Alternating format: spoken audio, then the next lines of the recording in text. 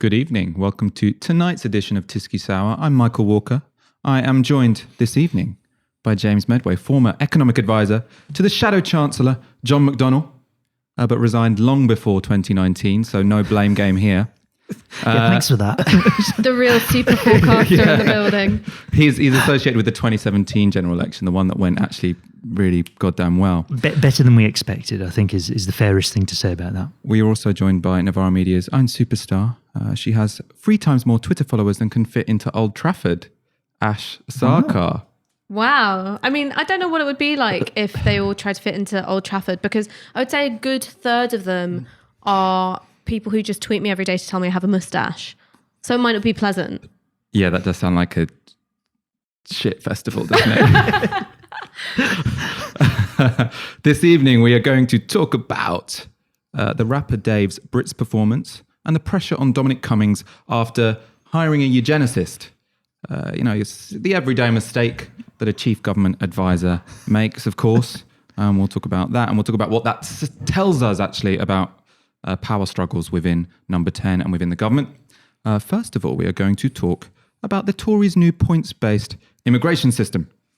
So the Tories have announced a new points-based immigration system to come into force in post-Brexit Britain. According to the announcement, the criteria for gaining a visa will be the same for Europeans and non-Europeans, signalling the end of freedom of movement. That much we already knew.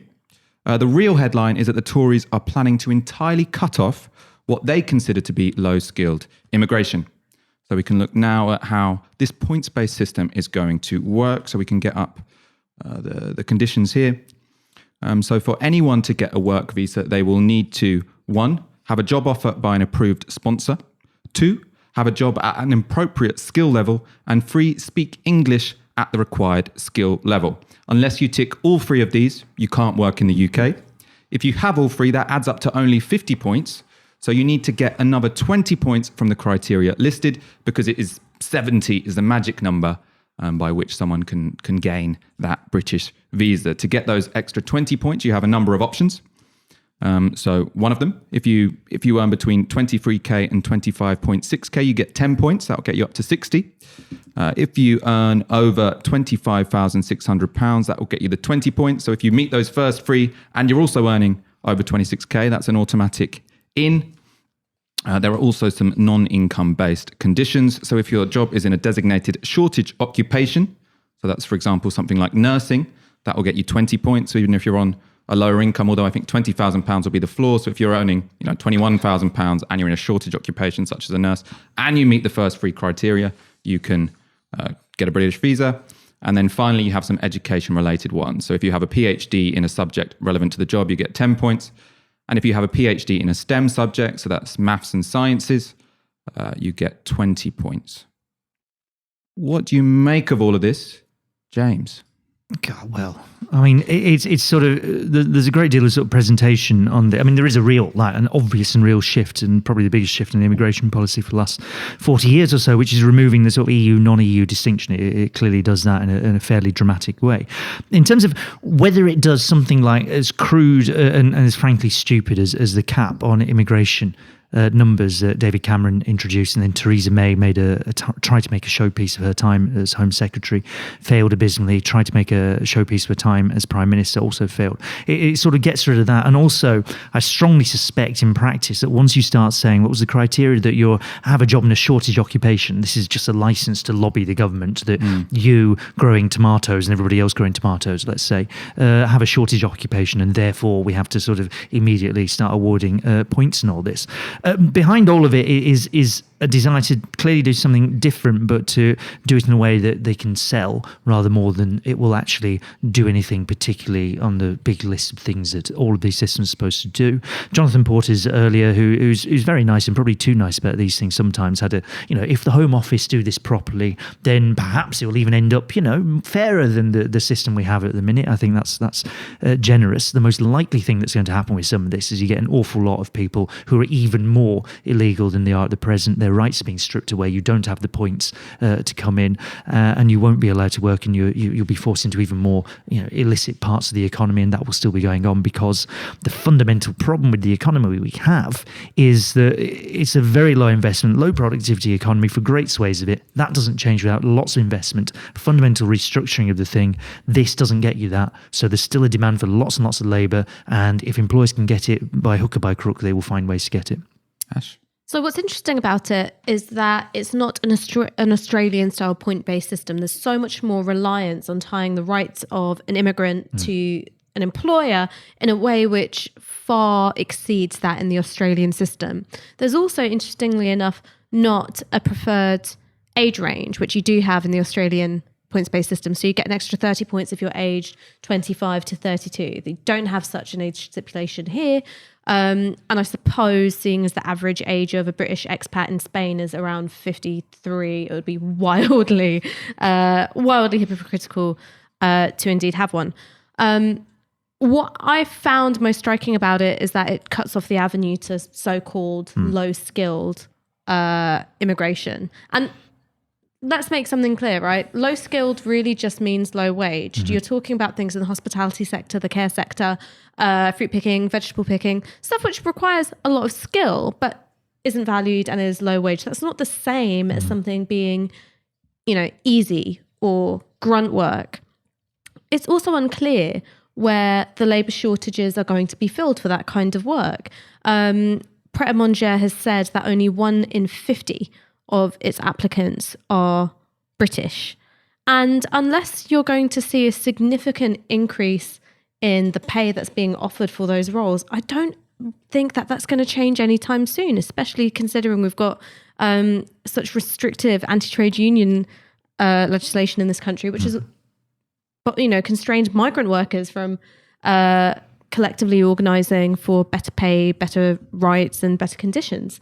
As for what you're going to do with the care sector, which already has a staffing crisis, where we know that we're going to have a hugely overburdened system in the years to come, it's just, there's no answers to that whatsoever. Priti Patel's suggestion that we've got 8 million working age but economically inactive people is totally illiterate.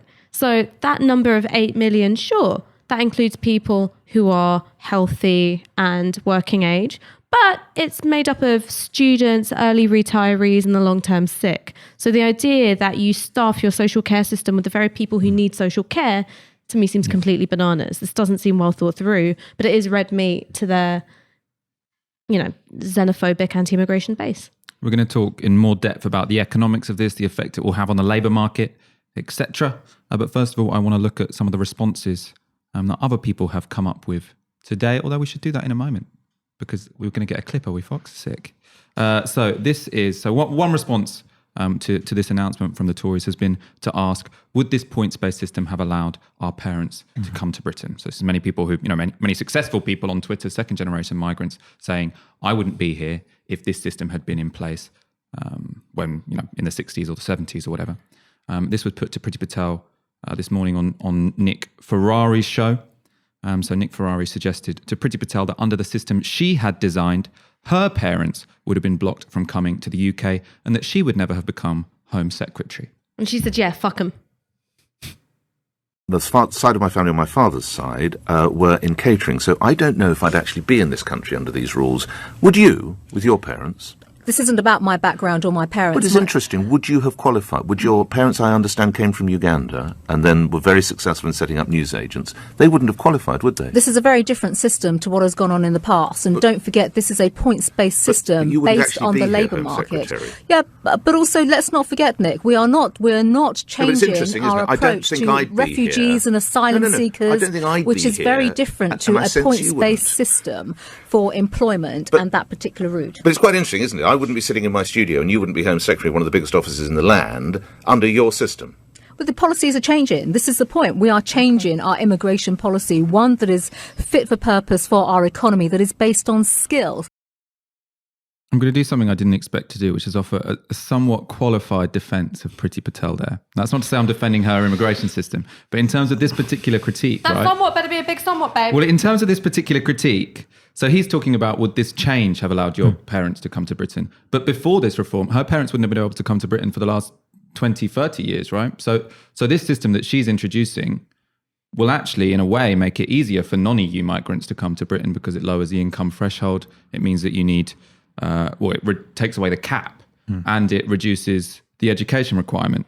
So whilst I think that's a good argument as to why we should have a more liberal immigration system in general, when it comes to this particular policy, the Tories aren't tightening the conditions for coming here if you're outside of the EU. Obviously, this is incredibly draconian to people, well, in comparison to what EU citizens have been able to enjoy up to now. But in terms of non-EU citizens, if anything, this is more liberal than it was. In terms of the 30 grand threshold, yes, it is better for non-EU migrants. And I think what Nick Ferrari was doing there with Priti Patel was pursuing a line of questioning that Sajid Javid faced, because when the 30 grand threshold was introduced, it would have meant that his parents wouldn't have been able to immigrate to this country. So I think it's trying to replicate like for like, whereas actually that was a different horrendous change that was being brought through.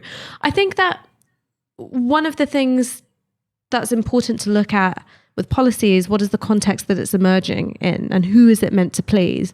Obviously, there are particular pressures regarding the labour market, the staffing of particular sectors, but there's also a mood in this country of there has been demographic change, which is due to immigration or the descendants of migrants who are easily identified by the seasoning in their food and the colour of their skin. Like the caller into LBC today was saying, it's like, I walk down Bethnal Green Road, I don't know anyone there. Basically, he's saying, I'm upset at seeing brown people and it makes me feel like I don't have a home here. Now, you should get Grindr and you recognise 1 in 5 people down Bethnal Green Road, to be honest. It'll make him feel much more at home. I really love the idea of like blue labour communitarianism with Grindr at the heart of it. Fully automated luxury. Seriously, I recognise people most time I go to the supermarket. It makes me feel like, back in the olden days. Really? The supermarket? If you live in Hackney, yeah. These are my it's very different in Bethnal Green. Very different place, I'm sure. For community building. I mean, do you think I'm right on this, James? So I mean, what about Grindr? No, genuinely, no. But speak carefully. Well, in the sense that, so the people who were saying their parents would not have been able to get into Britain under these proposals, rightly or wrongly, I mean, most people, many second-generation migrants, their parents came here under a completely different system where Commonwealth citizens were able to come to Britain as British citizens. And that system hasn't been in place for decades. You might argue to bring it back, but this particular policy here doesn't seem to pertain to that issue. What, the direct issue of sort of rebuilding the Commonwealth immigration system that we had? No, it doesn't do that. I think there is a sort of calibration on this, because I think there are get-out clauses in 2 directions. One is the already indicated, if you're in a sort of priority sector, then actually here's another load of bonus points, and what do points mean? Prizes that you get to come in if your particular group of businesses has lobbied the government sufficiently, or the government just decides they're going to do it. So there's a big get-out clause there on one side. The other one is what the government spokesman told the Sun earlier today, which is, of course, if it doesn't work, we'll just reintroduce the cap. So they've kind of left themselves, after actually making quite a big change in equalising the system between EU and non-EU migrants, they've left themselves an awful lot of leeway to sort of tweak the thing somewhere down the line and to change it. And probably this is entirely deliberate, right? They want leeway because they can't. This is sort of peculiarity of it. It's always been the peculiar thing with immigration. You have governments successively that say, absolutely no way can we plan the economy. This is ridiculous. This is a ludicrous idea. The free market should determine everything, except on this one very, very particular thing, which is called the labour market, about which we're going to pretend we can plan completely and utterly. And the worst part of it is that we're going to pretend to plan because this involves a degree of cruelty and unpleasantness and arbitrary decision making. But also, isn't it interesting the way in which the discourse around immigration completely undermines the story that we're being told about immigration? So the idea that Britain is a land of opportunity, you can come here with nothing in your pocket, you pull yourself up by your bootstraps, and you too can have a child who is deporting people who look like you. That's the dream. That's the British dream. And then the minute you start introducing things like income thresholds, what you're implicitly saying is that social class and income levels are essentially static. And so if you come here at a certain income level, that's where you will stay, undercutting the labour market. That's a really good point. Social mobility is really shit in Britain. So if you want to come here and be wealthy, you better be wealthy already, is kind of the message, right? We're going to look at a second response. This is from Jonathan Ashworth, the Labour Health Secretary. He was speaking to BBC News this morning. I mean, she's clearly clueless, isn't she? I mean, not only are these proposals hugely damaging for our economy, making a complete mockery of Tory claims to level up our economy, they're potentially devastating for our health and care sector. Our NHS and our social care sector has always relied on international recruitment, and although there may well be exemptions for certain categories of NHS staff, it seems there'll be no exemptions whatsoever for social care staff. Now, at the moment, there's around 250,000 staff working in our social care sector we've recruited internationally, and we also have vacancies for 122,000 staff in social care. Now, if we cannot find those staff in social care, and these new immigration rules exacerbate the vacancies in social care, that will mean many elderly people, perhaps your grandma, or maybe not yours in particular, but the viewers' grandmas or aunties, waiting even longer in hospital because they cannot be discharged from the hospital. It means many elderly and vulnerable people out in the community not getting the support that they deserve. So these policies will detrimentally impact on the lives of some of the most vulnerable people in our society. That was Jonathan Ashworth on BBC News. I'm not sure if it was quite necessary for him to specify that he wasn't talking about the grandma of the specific host. With the implication of not your grandma, she's probably dead. Yeah. Or very, very healthy, not requiring any care at all. Yeah, or or that maybe the presenter looks after them because they haven't sent her off to a home. There are a range of options. It's just as well he tried to get out of that. In any case, maybe not your grandma, who everyone loathed and would leave on a hillside to die.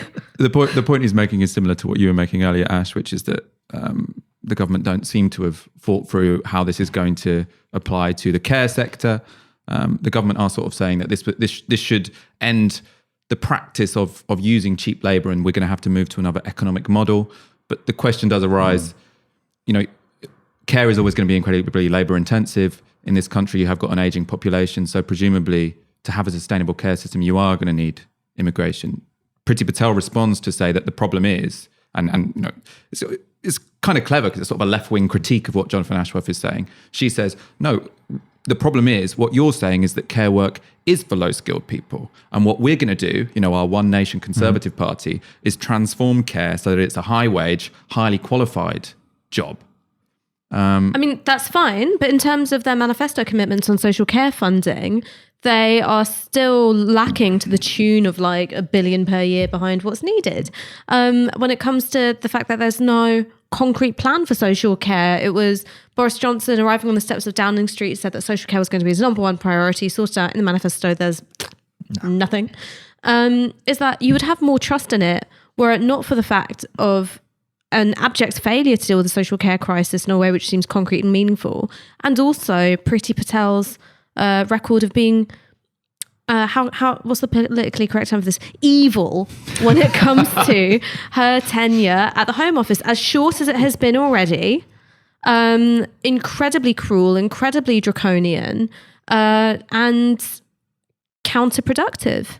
I want to read a quote from the Home Office before I go to you, James. So because I want to talk about the economics more generally, and this argument that Britain needs low-skilled labour, so this is a shit policy.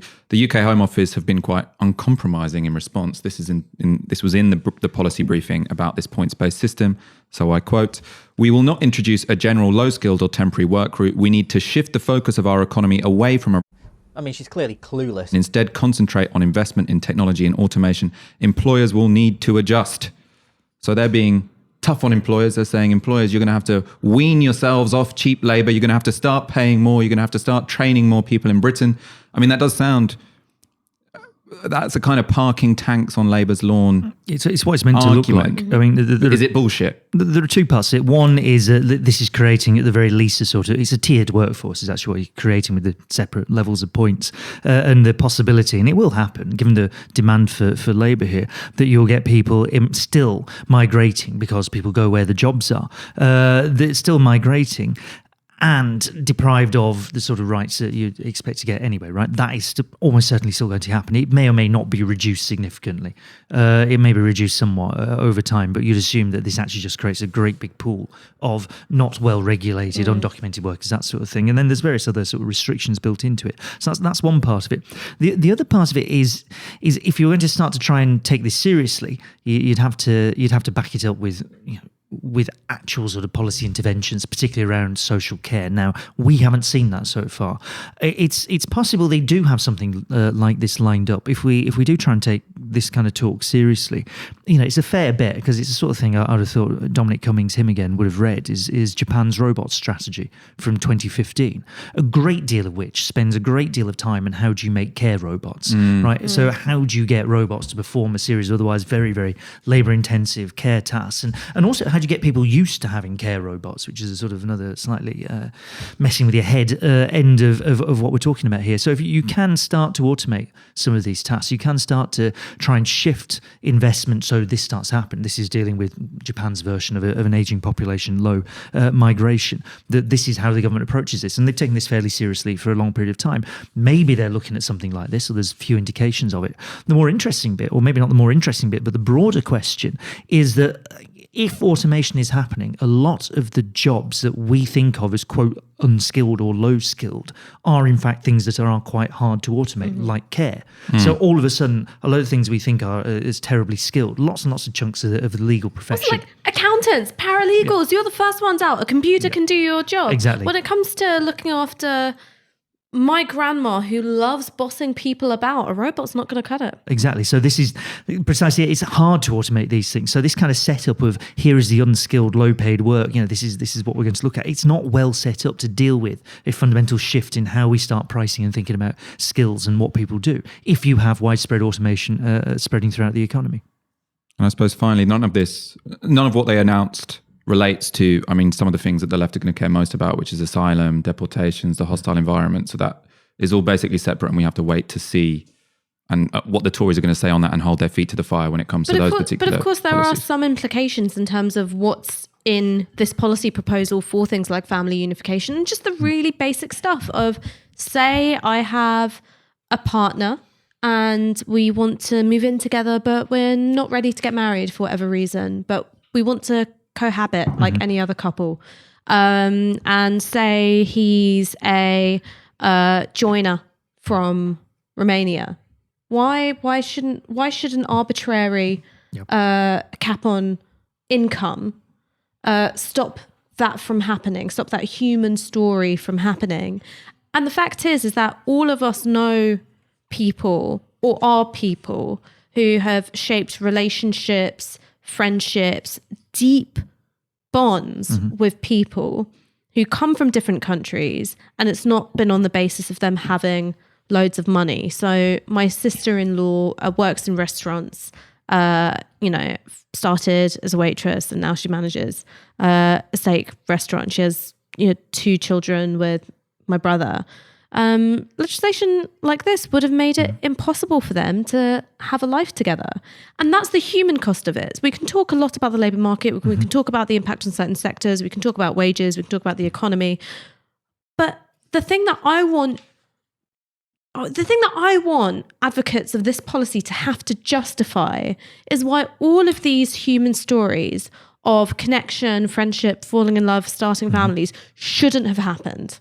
Yeah. And just on that, and I'm so glad you raised this, because this is a deprivation of rights of EU migrants to come here and also of people in this country to migrate to the rest of the EU. I'm a direct, frankly, personal beneficiary of this, as are lots and lots of people in this country, one way or the other. And it's not, I'm a beneficiary because the economy's grown a bit faster. I'm a beneficiary because I have a personal relationship with someone because of this. It is a deprivation of rights. And I think this is the language that the left in general needs to get a bit better at talking about. Like we spend far too long saying, we have to have migration because the economy will grow. That isn't what we need to talk about. We need to talk about migration in terms of the values and the society that we live in. That's the much better, more interesting, more winnable point to get to. And that gets you into the useful part of this, which is actually, okay, if you want to talk about culture wars and all this nonsense, fine. That's what we're going to talk about. What kind of society do we live in? Not, can the economy grow a bit faster?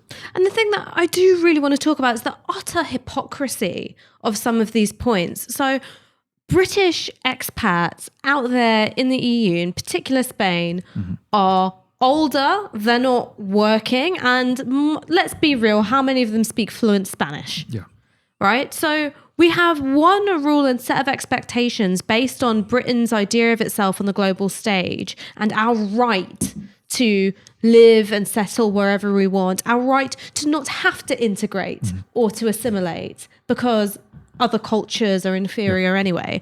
And the second we start seeing people who come here in the prime of their lives, really, when it comes to being like, economically productive or whatever, who, pay their taxes in this country, who build our public services, but woe betide them if they speak to their kids in their language while on the bus. We are going to move on to talk about Dave's performance at the Brit Awards. First of all, you're watching Tyskysour. We are Novara Media. As you know, this show is only possible because of your kind support.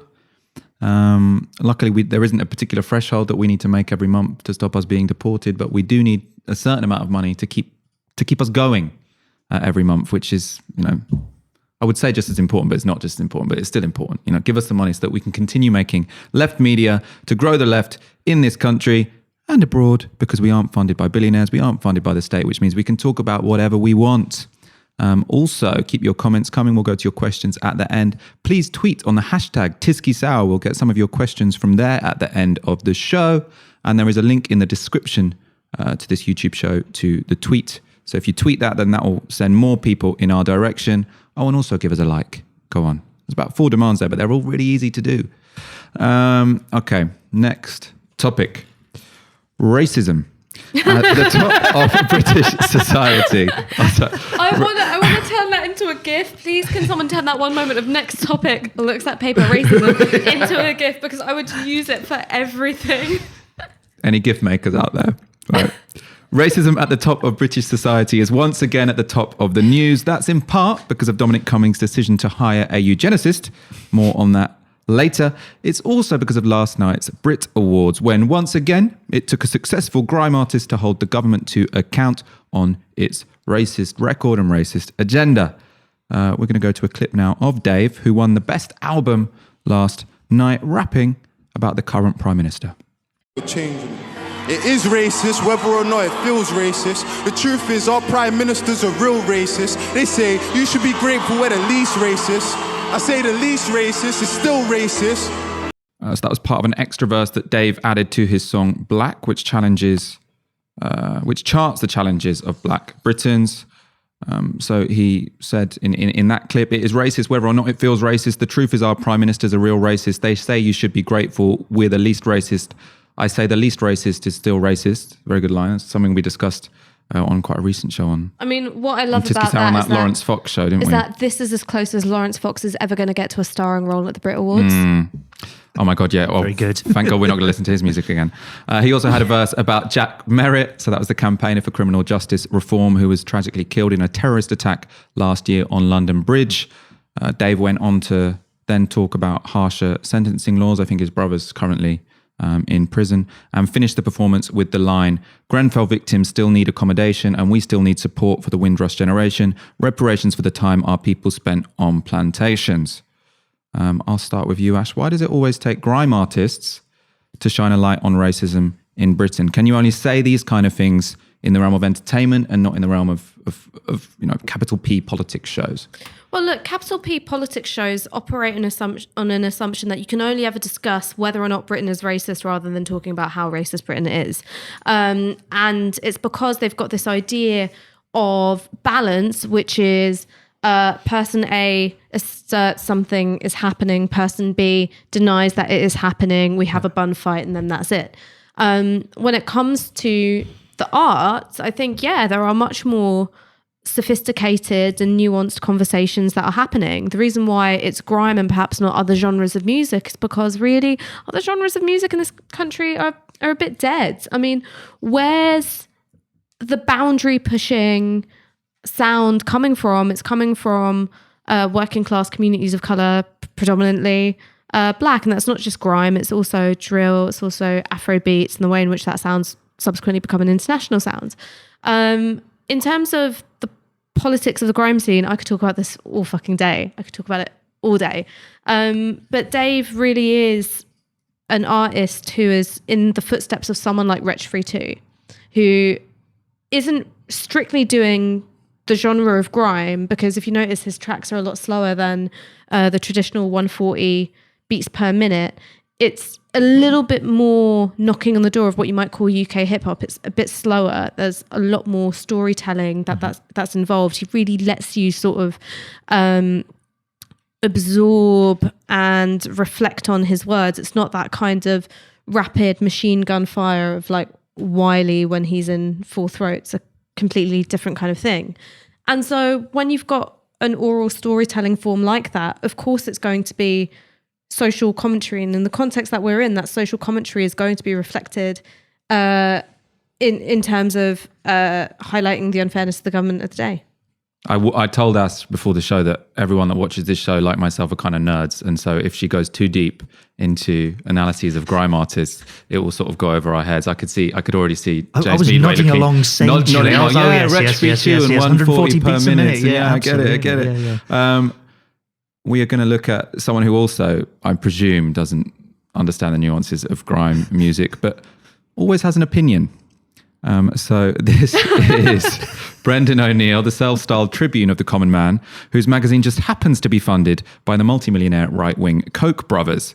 After any situation where someone talks about racism or shines a light on injustices, he comes out with an article, especially if it's written by a person of color. We'll go to his piece today.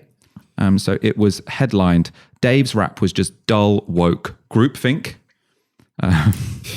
Getting in all the... that's kind of headlined by numbers, isn't it? These things could literally be written. This is a prime candidate for automation, is Brendon. It's interesting you say that, Meadway. Right. So the article begins, and this is the article from yesterday. "Here's a tip for rappers. If you're being praised by John McDonnell, Baroness Saida Varsi, The Guardian, and every middle-class twit on Twitter, you're doing something wrong. Yes, Dave, this is about you." All right. And if that sounds familiar, it's because he wrote a very similar article before the last time a successful black man received praise after shining a light on racism on the Brit Awards.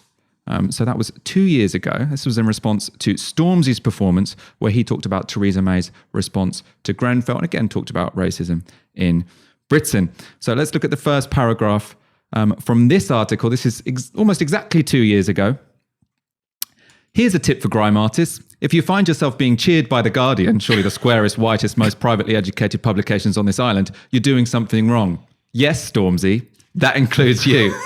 Let's just do that again. Also, I love the like, yes, Stormzy, as if Stormzy's like, oh fuck, Brendon O'Neill doesn't like my work. I guess that Adidas sponsorship deal is less attractive, and I guess I'm gonna have to give up my relationship with the majors. Like, oh no.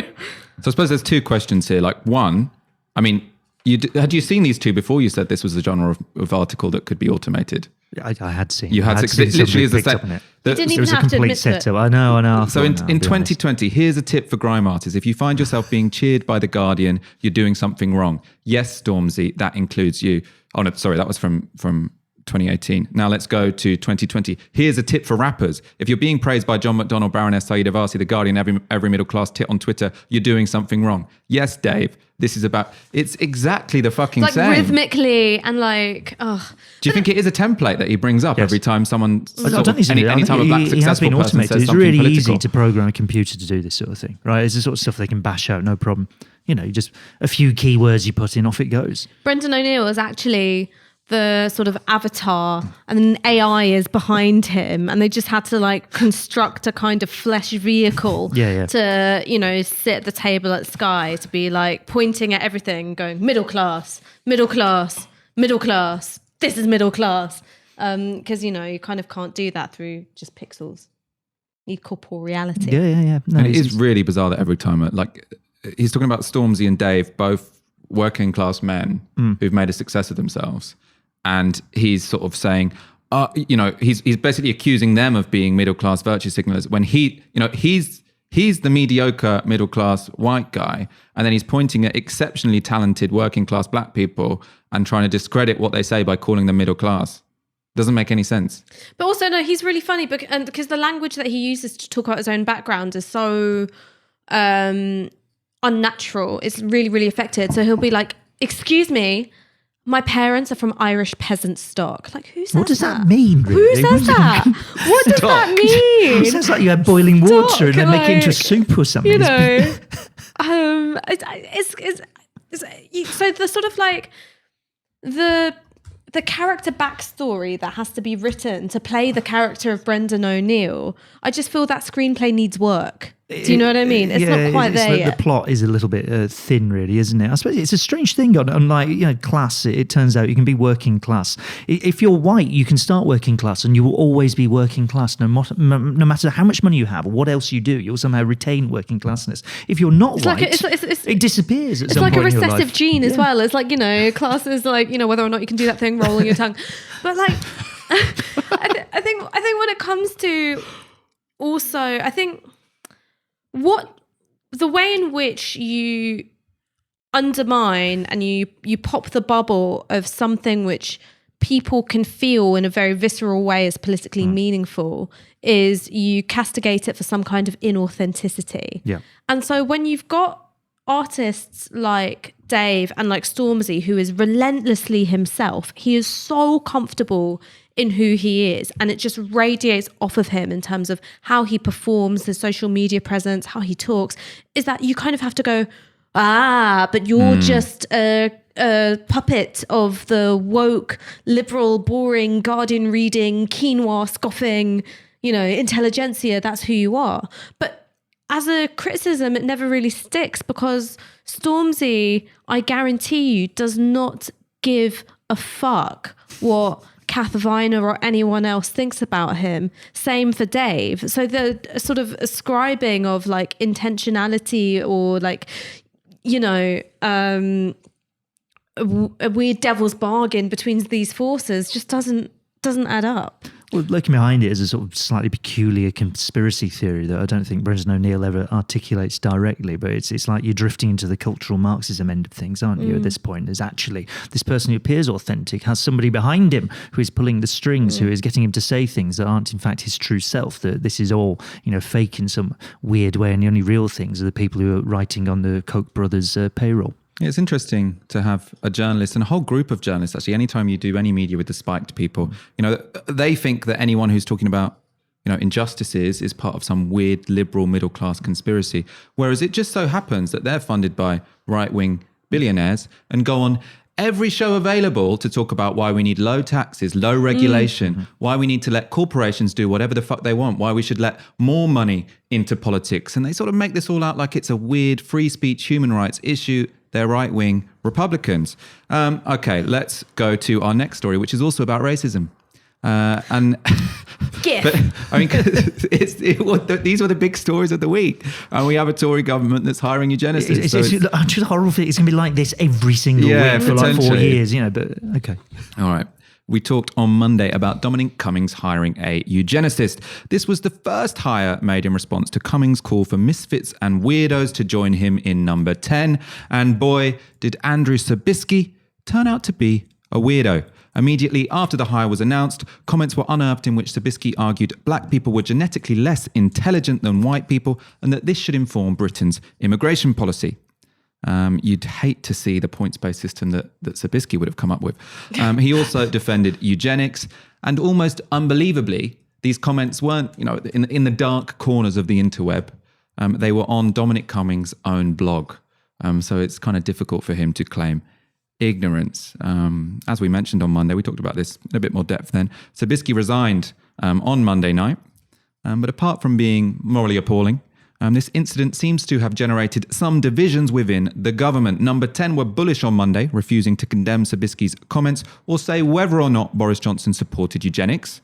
They did point to Boris Johnson's previous writings, which wasn't particularly helpful if they were trying to excuse themselves, because more of that suggests he is into eugenics than not, or at least in the paper that he edited. We read out on Monday a comment from Taki, who was writing in The Spectator when Boris Johnson was the editor, precisely in scientifically racist terms. He was talking about black people being lazy and Asian people being, I can't remember precisely what in his it sort of quite doesn't great matter. science thing he I'll tell he you what stereotyped Asian Asians people are. as. We're cutie patooties. Maybe I really wasn't expecting that.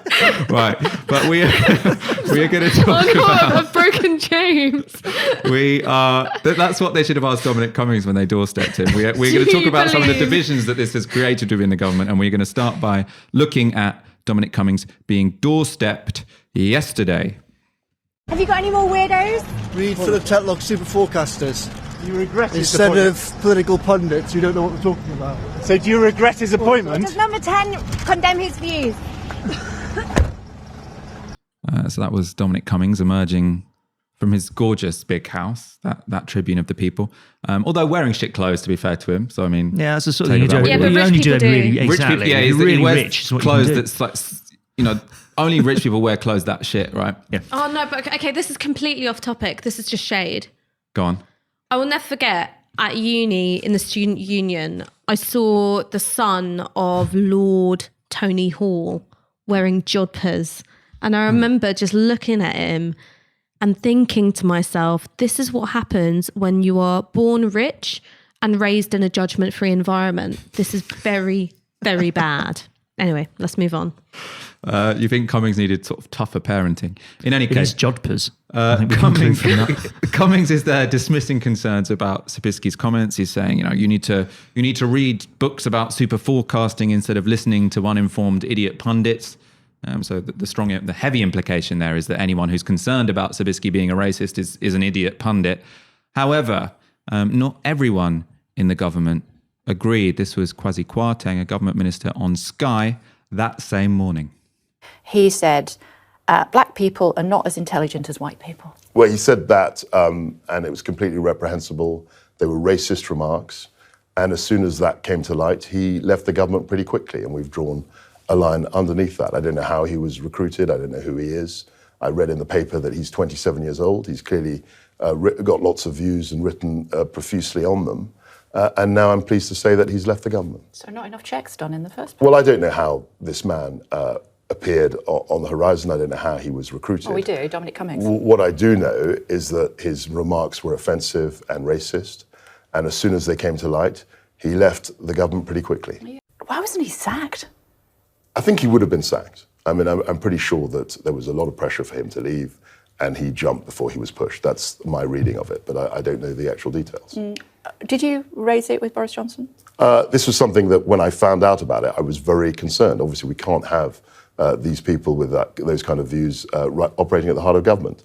And I think this person, 27 years old, did the right thing by resigning. When you say... That was Kwasi Kwarteng on Sky. We were commenting in the studio on what a soothing, deep voice he has. This isn't necessarily to support his politics, but I mean, nice, credit where it's due. Very nice voice. Look, I completely abhor his politics, but the problem with like having a very deep baritone like that is someone with a voice which is that sort of like deep and powerful. You could get me to do most things. I would commit most crimes. Would you vote Conservative? Short of that. If you lived in his constituency, well, maybe. Yeah, okay. I said most things, not all things. Ash, what do you think could explain Kwasi Kwarteng taking more seriously comments which suggest that black people are genetically less intelligent than white people than posh white boy Dominic Cummings? Do you want to know why I think he took it more seriously on that day? Yeah. It's because Sabisky had already gone. Whereas the day before, if you look at the sort of ministerial media rounds, you had Kay Burley questioning George Eustice, who was saying, I'm not going to get drawn into all of that. You had a quite bullish performance from the Prime Minister's spokesman saying that the Prime Minister would neither confirm nor deny whether or not he thinks that black people are genetically, intellectually inferior. The story sort of gathers more pace. You have Sabisky's resignation. And at that point, it's kind of a free-for-all on being able to condemn his comments. I think had Kwasi Kwarteng been on the day before, I'm sure that his words are a reflection of his real feelings, but I'm unsure about whether or not he'd have articulated himself in such strong terms. And I think what that says to me is that there is a huge amount of power being concentrated in number 10. You've got a very, very tight leash being kept on ministers, from appointing their own special advisors all the way to their media appearances, much more so than usual. And that means you get these completely bizarre performances, which emanate from a place of tentativeness, which is what we saw from George Eustice and other people refusing to condemn outright Zabisky's comments. In terms of why this has happened, I feel like it's not a surprise at all, because a little while ago, Dominic Cummings released that job advert on his blog, which I've got in front of me, which says he's looking for, and I quote, super talented weirdos. People in SW1 talk a lot about diversity, but they rarely mean true cognitive diversity. They're usually babbling on about gender, identity, diversity, blah, blah, blah. We need some true wildcards, artists, people who never went to university and fought their way out of an appalling hellhole, weirdos from William Gibson novels like that girl hired by Big Ends as a brand diviner who feels sick at the sight of Tommy Hilfiger, or that Chinese-Cuban freerunner from a crime family hired by the KGB. We need to figure out how to use such people better without asking them to conform to the horrors of human resources, which obviously also need a bonfire. And so here's the thing about Dominic Cummings, is that his cultivated sense of weirdness and zaniness is pretty much as by the book as you can get. It's sort of like, hey, I don't want you to actually be like qualified for the job or whatever that means. I want you to have a tremendous faith in your own abilities, which is not borne out by your actual record, and perhaps an amphetamines issue. Right? That's what he's saying. So then, of course, you have these Dominic Cummings fanboys who are obsessed with the idea of being so much more rational than other people, lateral thinkers led by science, but actually don't do the grunt work of working out what science tells you about things like racial difference, genetics, and intelligence, going, yes, that's me. It appeals to a particular kind of mediocre white masculinity, if I can say so, which operates... I'm fine with that. I mean, I wasn't gesturing at you. You're not mediocre, babes. Pretty fucking macho. But that's sort of like mediocre, like white masculinity, Mask Meadway. Which like mask for Meadway. Should we get back on back on track? But you know what I mean? Like Andrew Zabisky is, I have no evidence to back this up whatsoever, but I know it's true. I'm willing to put money on him having taken a briefcase to sixth form. Oh, God. Do you know what I mean? Did. He absolutely did. You know what I mean? And it sort of operates on that. The reason why I don't have any friends is because I'm so much smarter than everyone around me. And he's read a couple of popular science books, and this is like suddenly he's Lord and Master of all science and knows some stuff. So it's that kind of thing. So it doesn't surprise me that Downing Street, we hired a eugenicist by mistake. It doesn't surprise me at all, because that's the exact kind of person that job spec is appealing to. The hiring practices of Dominic Cummings have come under scrutiny from I think all the other parties in Westminster. We can take a look at Ian Lavery's letter on behalf of the Labour Party. So the letter sort of started asking for clarification on Johnson's views on eugenics. He points to a number of examples, like we talked about on Monday's show, where Boris Johnson's writings, or at least things that he'd edited, things that he'd put in his magazine, The Spectator, when he published it, suggested more on the side of he is kind of comfortable with eugenics and he is a bit of a racist. It ended with what I thought was quite a funny paragraph. Your chief advisor has appealed for misfits and weirdos to approach him for employment. It is vital the public has confidence that sufficient vetting will take place to ensure no one with views only seen in the darkest corners of the internet chat rooms is appointed to the heart of your government. We'll see. I don't think there's been a response from the Conservative Party, but we'll have to wait and see whether we do get more alt-right 4chan dwellers in number 10. Luckily, it doesn't seem they're very good at cleaning up their internet histories before they go in there. Which surprises me, actually. I thought it was one of the things to be really sharp on, but evidently not. I mean, what did for Zabisky, I think, was the comments about race and eugenics are bad enough, but it was the stuff that the National unearthed on some Reddit forum for like, I don't know, incels really, that he was given this sort of weird, horrible mash of like bizarre porn descriptions plus Christian fundamentalism as masquerading as sex advice. I mean, it's really unpleasantly offensive, and that seemed to be what did for him. But the question in that is like, if the National, a relatively small circulation, sort of independent-minded newspaper in Scotland can dig this up, why on earth was it not possible for the British state to somehow do your basic kind of Google search plus a little bit of sniffing around that might have dug some of this stuff up? Why was it that there was, it seems, absolutely zero vetting whatsoever applied to the person? I mean, probably that sort of Cummings exceptionalism, which is, okay, the same rules that would apply in any other instance don't apply to you because what you're trying to do is concentrate a great deal of power in the office of the Prime Minister and overall sort of weaken the elements of independence in the civil service and other institutions of government. In terms of the really disgusting things in the National, essentially what he's doing is saying there is no such thing as marital rape. That's what he's saying when asked by someone who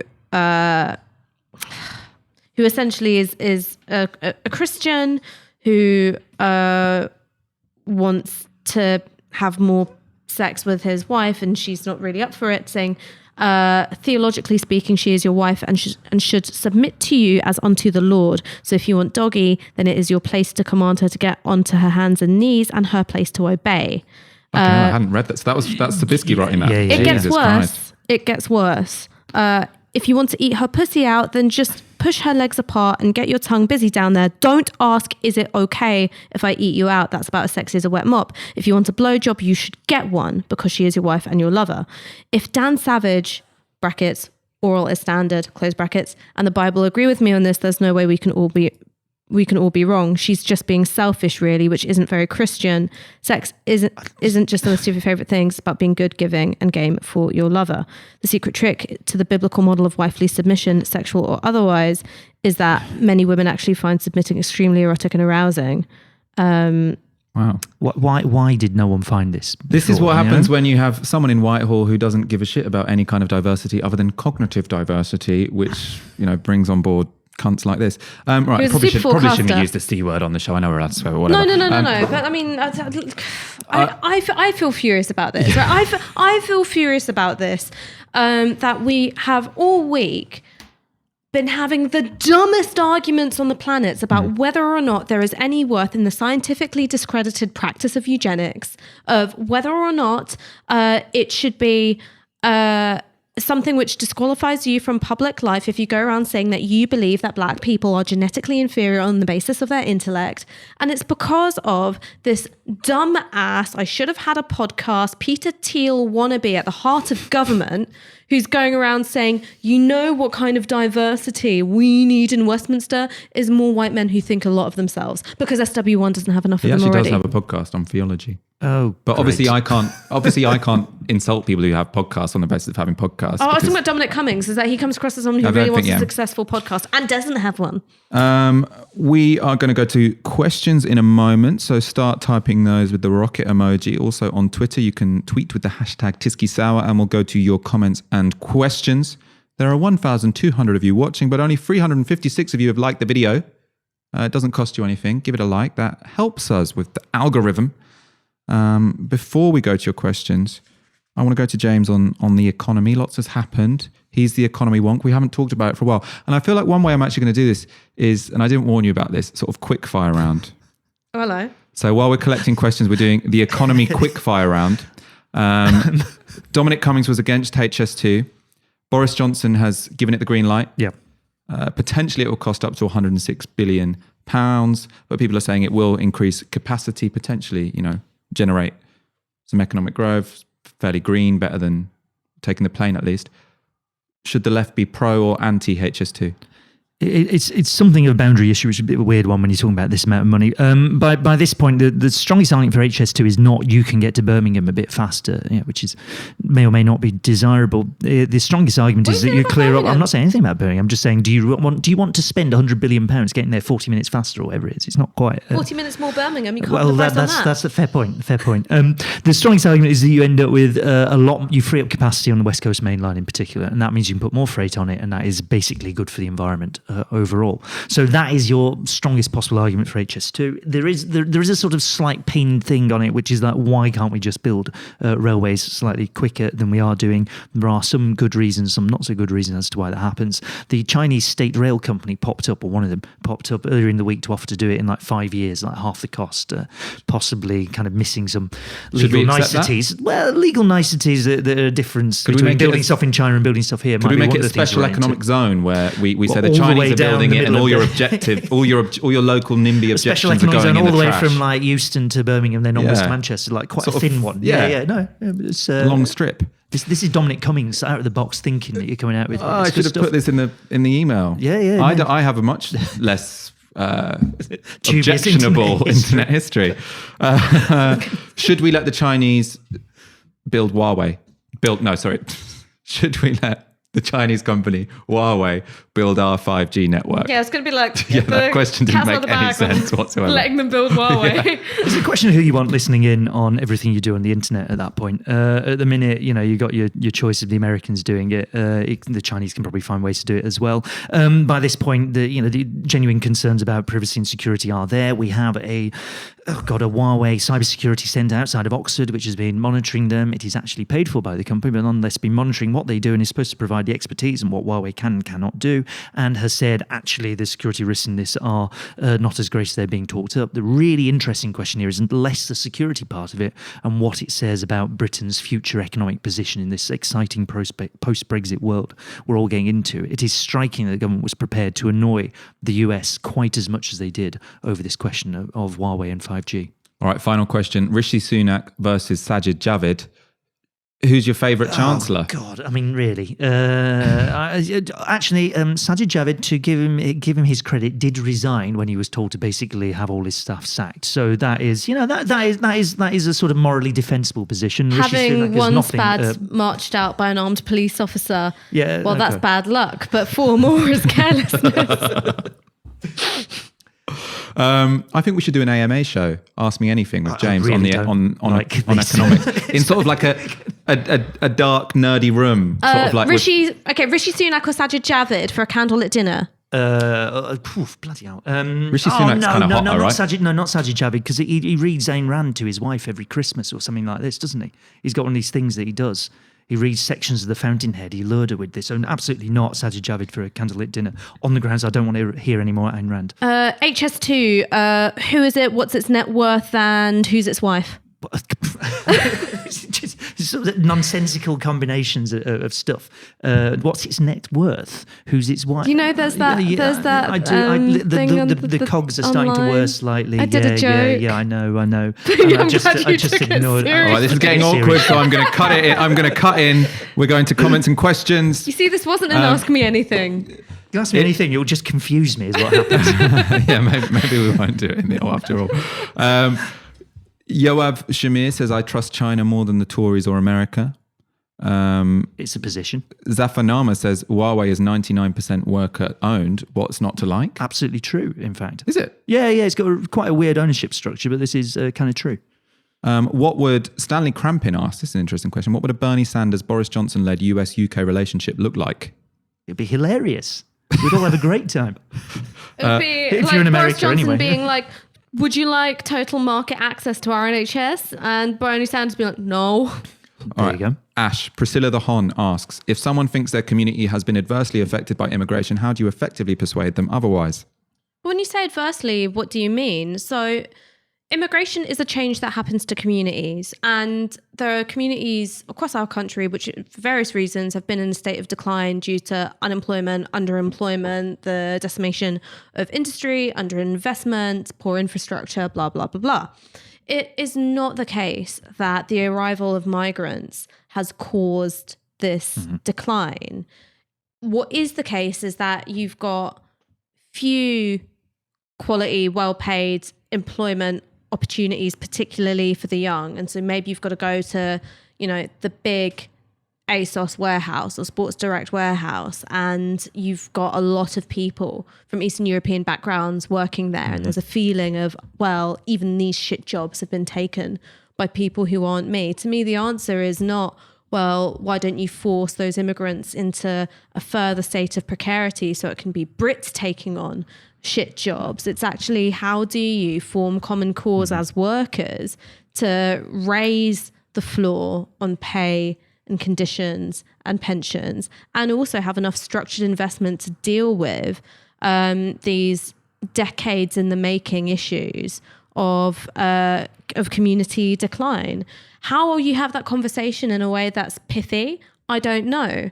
Is that enough to reassure people who simply, and this is the case when you talk to people about immigration, just don't like seeing brown faces, just don't like hearing other languages, don't like the idea that there are immigrant-owned businesses popping up, which aren't just the curry house that you personally like to go to. I don't think that we should give those points of view any quarter. We should obviously talk seriously about community decline and talk about the experiences of that decline, but I'm not going to budge an inch reassuring a narrative which isn't true. I don't see the value in it.